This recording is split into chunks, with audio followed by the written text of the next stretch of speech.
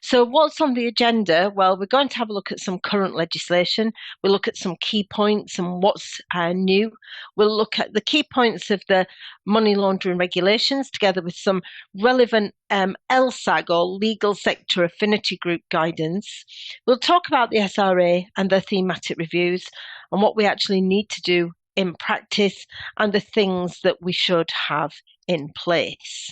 The other risk assessments that we do in the business are client risk assessments, where we need to identify and assess the money laundering risks at each individual client level, usually at the start of the very business that we're going to be doing with them. We will start our risk assessments on clients. And then we have a matter risk assessments as well, and they should be undertaken on each new matter for a client. So every matter that you're opening up for that client should have a matter risk assessment on it. As new risks are identified at matter or client level, these should inform and allow the updating of the higher level risk assessments that we've got. So if there's something happens at matter level, then we may have to go and have a look at the client risk assessment as well.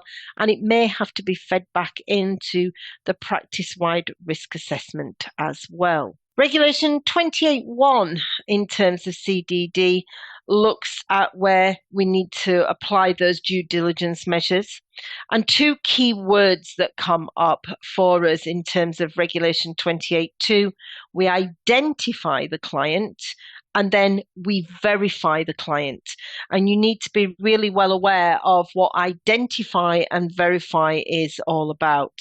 So if you saw me walking down the street, you could identify me, but actually you wouldn't be able to verify me until you'd seen the documentation that said, yes, this is Joe Morris. So things like your passport or driving license, utility bills, electronic searches, for example.